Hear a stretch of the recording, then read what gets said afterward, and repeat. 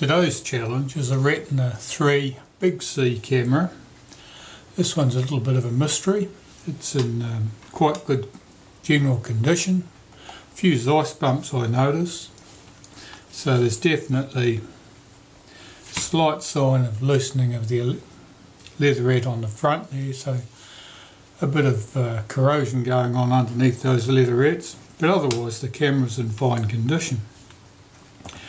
And the mystery is this: the focus is almost jammed. It doesn't want to return all the way to the infinity position, and you're unable. You can depress the buttons, but you can't fold the front. So there's something really odd going on with the mechanism here, and at the moment I've got no idea what it was. I thought that quite likely one of the screws had worked loose in the focus mount and was jamming the focus scale ring from rotating. But because nothing's loose, I'm less enthusiastic about that as a reason for it being jammed. And it does appear that the focus scale does move all the way to the infinity mark, albeit very stiff. So my first thing I'm going to do is remove the shutter and lens assembly and see if that casts any light onto the problem.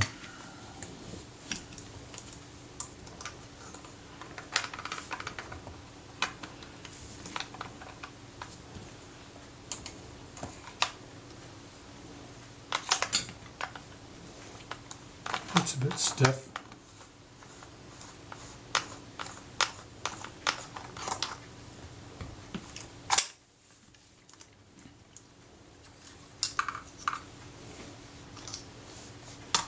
Remove the retaining ring.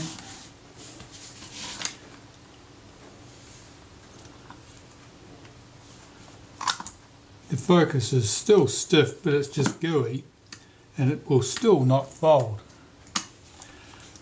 So there's something going on there. I'll remove the top cover, see if there are any clues there.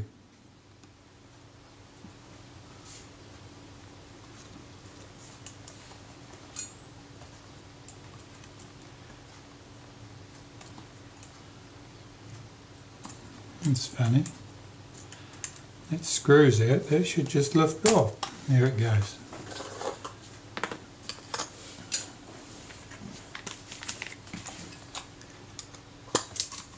And the rewind.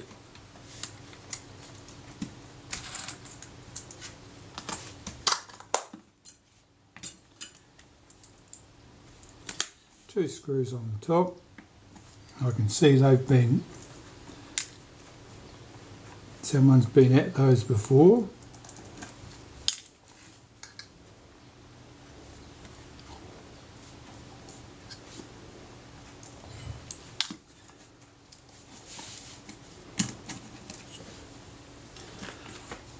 Cover off. Lift off the meter. I noticed that the loop here that fits over the pin is missing a piece of plastic. That could be anywhere. That could be the source of the jam. So I'll remove the rest of the top. Take out the film release button. Remove the rangefinder.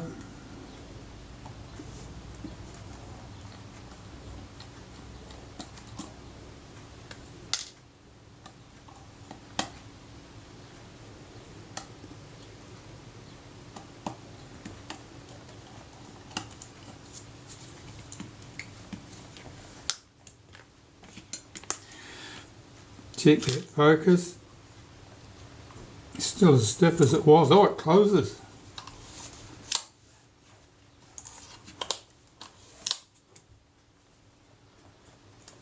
Interesting. I'm going to check that rangefinder now.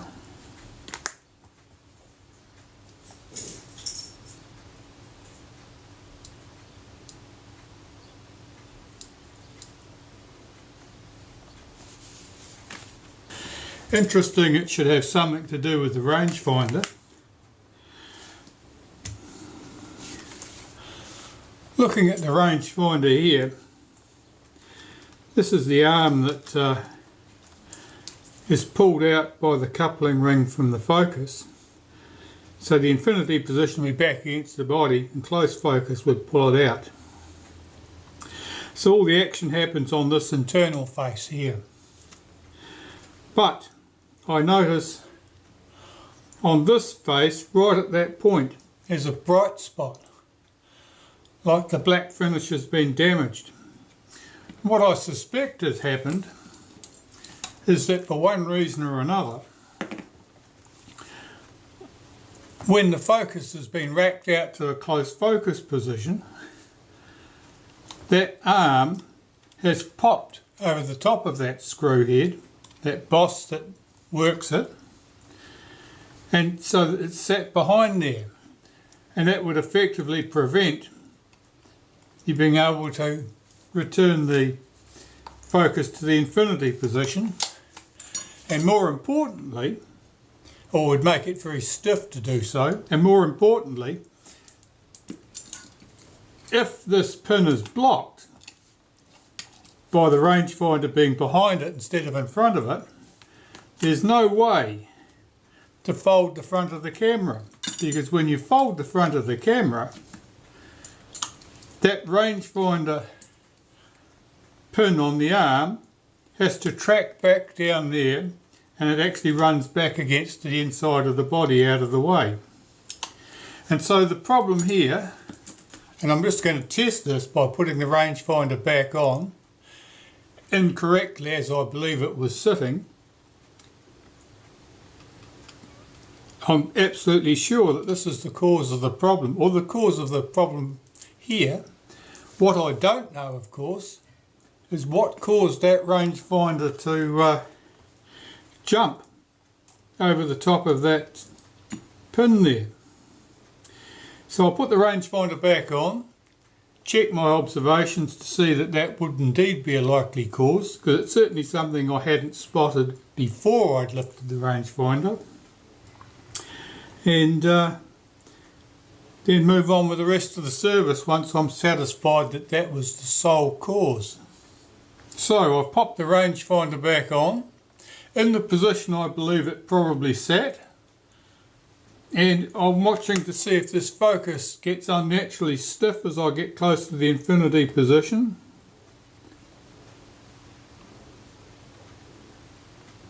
It does, and I'm seeing if I can fold the front.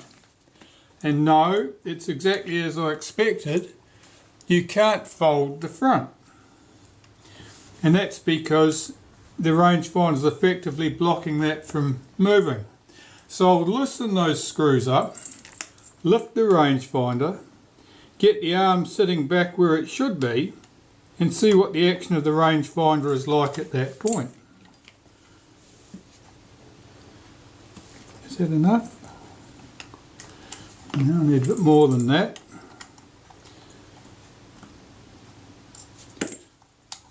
That should be enough.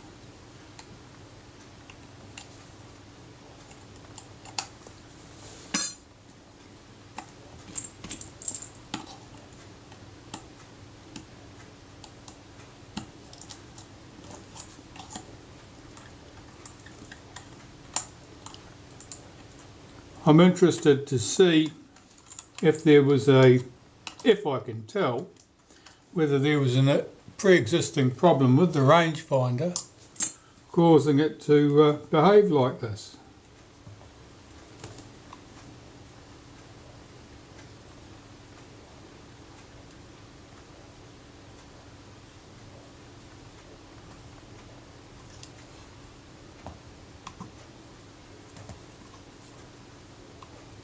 Well, it swings normally as I would expect, but the position of the arm here is anything but where I'd expect it to be. That arm must be quite bent, which would tie in if the focus has been forced back to the infinity position, and if that arm was on the wrong side, yes, that's probably quite likely that this arm on the rangefinder would bend. I'll compare that with a known good one, but I suspect that this arm is bent, and it's probably bent by quite a considerable amount. I'm just going to check out the window and see where it focuses to. Oh, yes.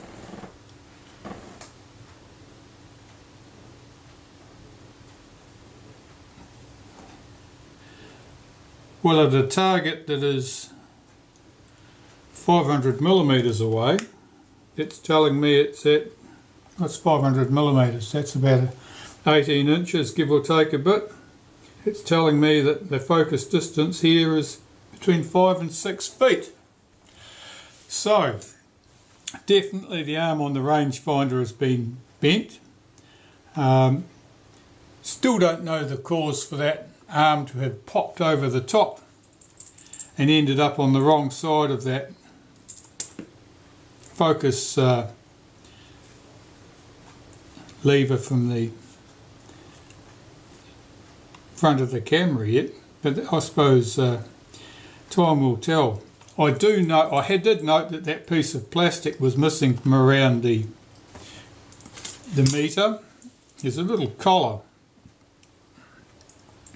that just sits around a stud, and the back half of it's blown out.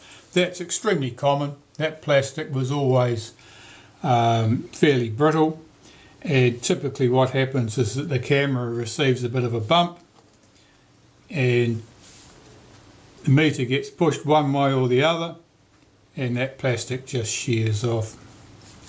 It's gone so often that I scarcely even register the fact that it's gone these days. It's more commonly gone than there. So I think I'm on to the answer of what caused the problem with folding the front of the camera. I might never know how that rangefinder came to be on the wrong side of that stud. So this camera now is due to be stripped down, cleaned and serviced.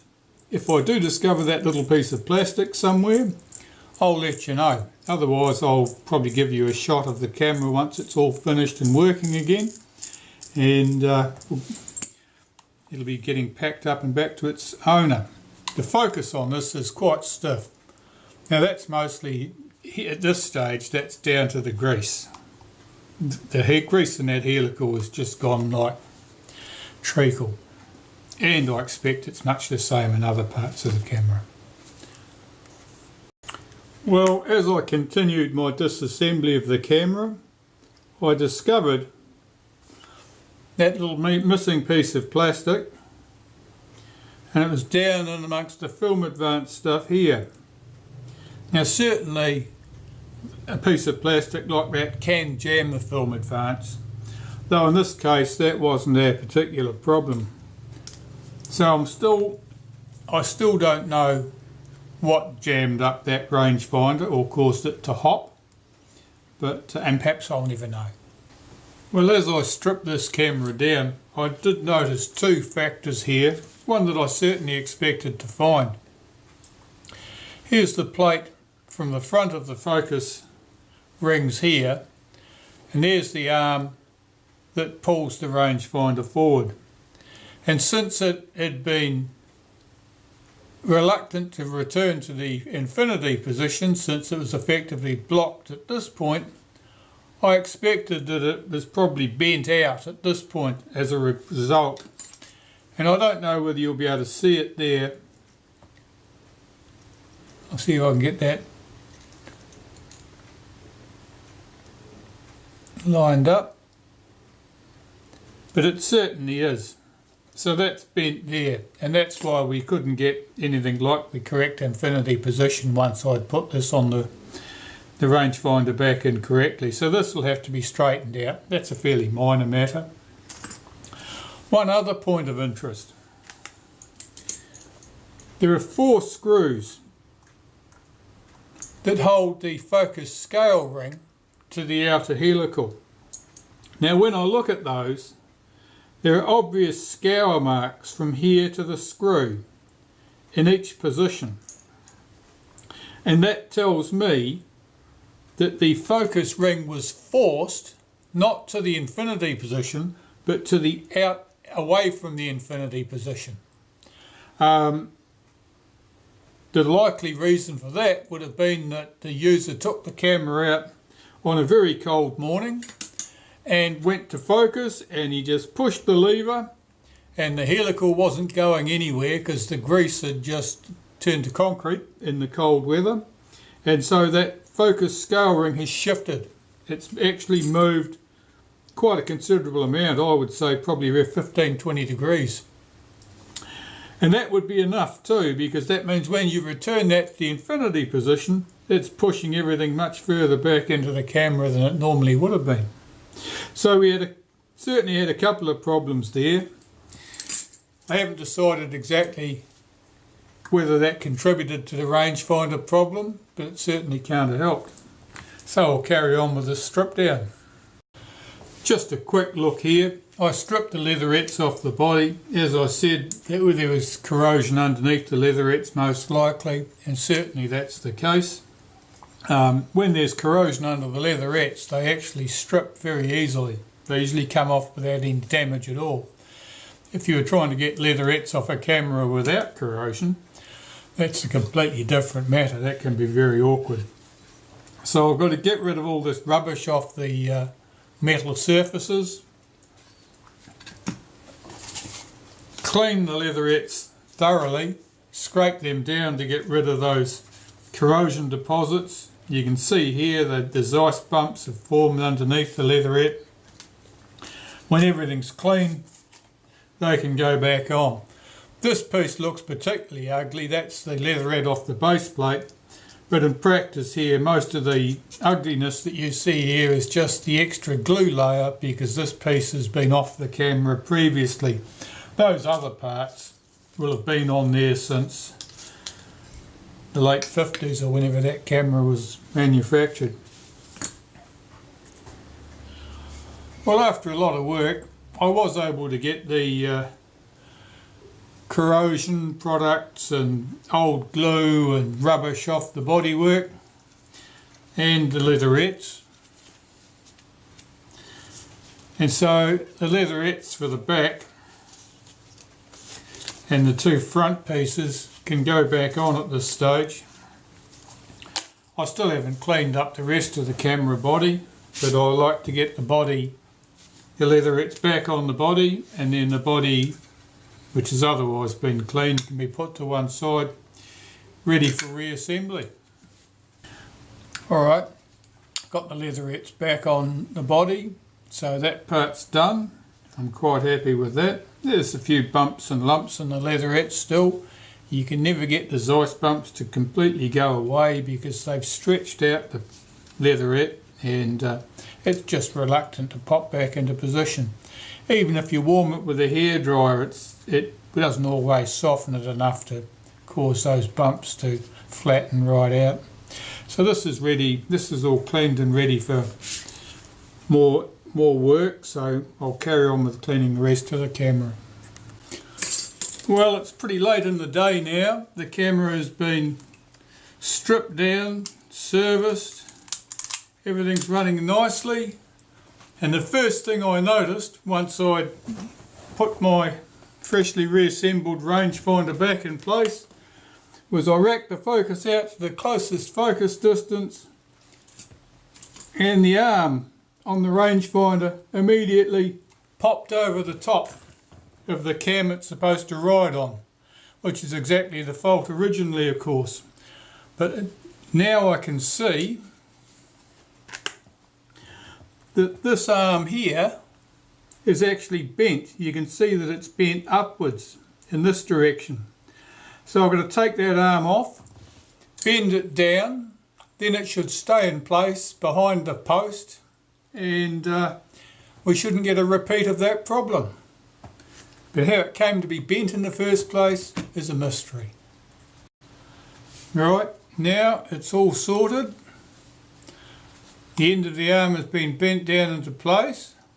It had a twist on it. It wasn't just bent upwards, it had a twist, which I've had to take out. But now the rangefinder is working correctly, all the distances are accurate, and I'll just close up the camera and that'll be it. So final close up, camera's all finished, it's ready to be packed and sent home. What did I really discover from this? Well, we know various things. We know that the arm on the rangefinder was bent up, and that allowed it to get on the wrong side of the stud on the arm from the focusing lever, and that in turn had blocked the focusing ring and the helical from being able to move back towards the infinity position. Certainly back far enough to close up the front. You couldn't close up the front because the action of closing up the front has to force that, would have had to force the arm on the rangefinder back, and obviously it couldn't move any further back. How did the arm on the rangefinder get bent? That remains a mystery. The only thing I know for certain is that the focus setting ring had shifted relative to the helical. It had been shifted such that if the helical was frozen at the infinity position, for example, someone had forced the focus ring towards the close focus position. It had shifted at a matter of perhaps 15 degrees. What that meant was that when you returned the focus ring to the infinity position, you were effectively pushing the lens and the shutter further back. So far back, in fact, that they were pushing right against the frame of the camera. So that made it stiff right at that point. The lever connected to the helical, from the front of the helical to the rangefinder, that was bent. That was bent so that, and that bending almost certainly would have happened after the rangefinder became jammed because it was on the wrong side of the stud. And as you went to push this back to the infinity position, that was placing force on that lever, and that would have bent it. So it's a bit of a mystery, this one. It's a problem I hadn't seen before, or at least I don't remember seeing before. It's sort of not on my list of possible causes for problems like that. When somebody tells me the front of their camera won't close, it's not normally the first thing that would come to my mind. But in future, I'll be keeping that one under consideration. So thanks for watching.